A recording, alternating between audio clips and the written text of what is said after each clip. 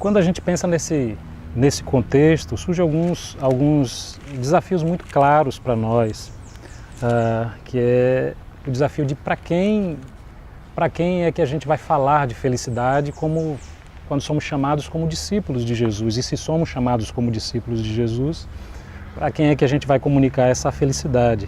E a proposta de Jesus aqui em Mateus é que se fale a essas pessoas que estão extremamente adoecidas, que estão extremamente violentadas por um sistema político e um sistema religioso que tem empobrecido elas, que tem deixado elas muito doentes e muitas vezes com fome. Esse é o público que Jesus, a princípio, quer alcançar, não só esses, mas essas pessoas imaginam não ser felizes, imaginam não saber o que é a felicidade, e Jesus vai então começar a ensinar os seus discípulos como ensinar essas pessoas que elas também podem perceber a vida por uma outra dimensão e perceber a felicidade que não está no futuro, mas já está presente na vida delas, apesar da sua situação.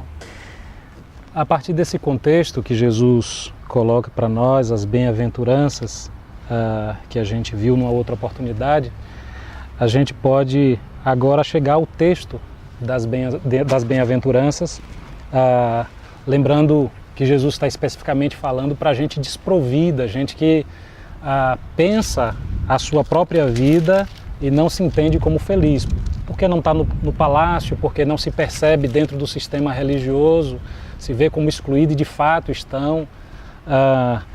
Esse tipo de gente sobe o monte com Jesus, esse tipo de gente Deus quer perto de si, Jesus quer perto de si, chama para si e começa então a dizer a eles de uma felicidade que não está nas coisas, está naquilo que eles já são.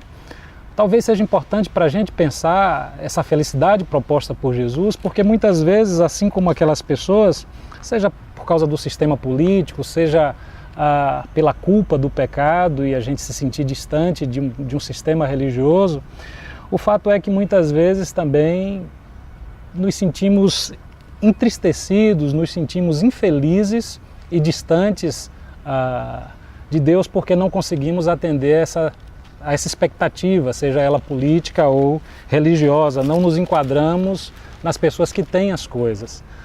E quando estamos pensando a nossa vida infeliz a partir desses critérios, Jesus propõe uma mudança de valor. E Ele propõe que a gente se perceba como já sendo feliz. E aí Ele começa então a dizer, no verso 3 do capítulo 5, bem-aventurados humildes de espírito, porque deles é o reino dos céus. E bem-aventurados os que choram, porque serão consolados. Bem-aventurados os mansos, porque herdarão a terra. Eu quero começar com o verso 3, quando Jesus propõe uma coisa interessante. As pessoas que estão no palácio e as pessoas que estão ligadas a esse sistema político, religioso, essas pessoas de alguma forma são jactanciosas, orgulhosas, cheias de si. Além da pobreza financeira, a miserabilidade que esse pessoal anda, Jesus está chamando a atenção para uma pobreza que está no palácio, mesmo de quem tem as coisas, e essa é a pior pobreza humana, que é o fechar-se para aprender. Quando o texto diz que Jesus abriu a boca para ensinar, é preciso que haja alguém disposto a aprender. E a pobreza de espírito trazida aqui por Marcos significa exatamente isso. Significa a capacidade que alguns perdem, né? Porque só acumulam tanta riqueza e se acham tão providos de sabedoria que são incapazes de aprender. Sócrates fala um pouco disso, e isso está na fala de Jesus, de alguma maneira. Essa capacidade da gente aprender sempre vai ser uma riqueza para quem a tem, né?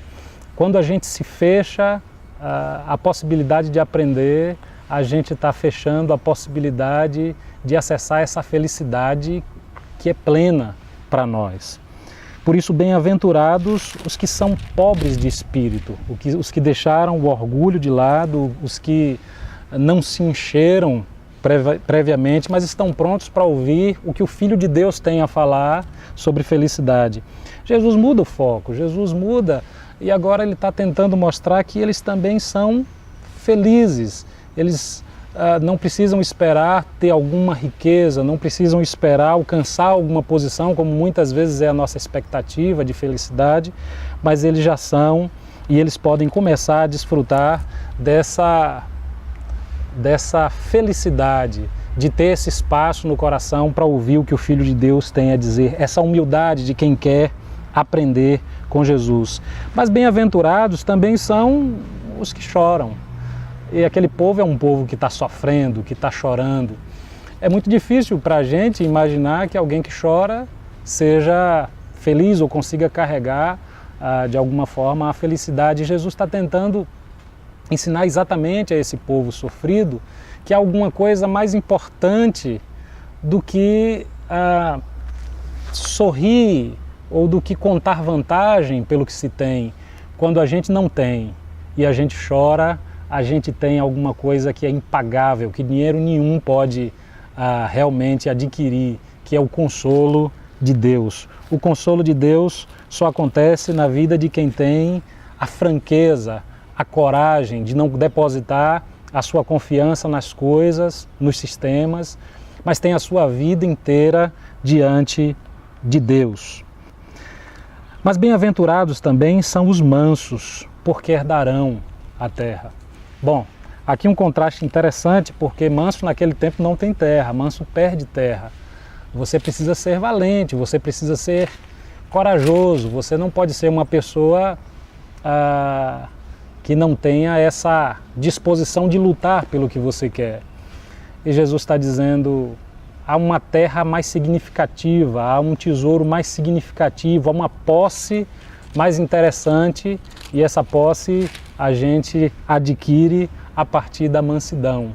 Há um espaço para os mansos, há uma herança para os mansos, e essa é a proposta de Jesus para nós.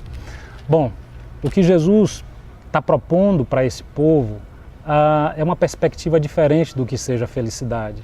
Felicidade não pode estar nessas expectativas oferecidas no palácio nem no templo. Felicidade precisa ser algo que já acontece, apesar de toda aquela fragilidade que eles vivem, de toda a pobreza, toda a miséria que eles enfrentam. A felicidade já é, e a pessoa já é completa na sua felicidade, apesar do choro, apesar da angústia, apesar de às vezes ter fome, mas há uma compensação da parte de Deus para essas pessoas, ainda que outros sistemas tenham lhe solapado, tenham lhe roubado essa possibilidade. Deus jamais fará isso e fará se cumprir na vida dessas pessoas a felicidade plena, apesar da falta das coisas.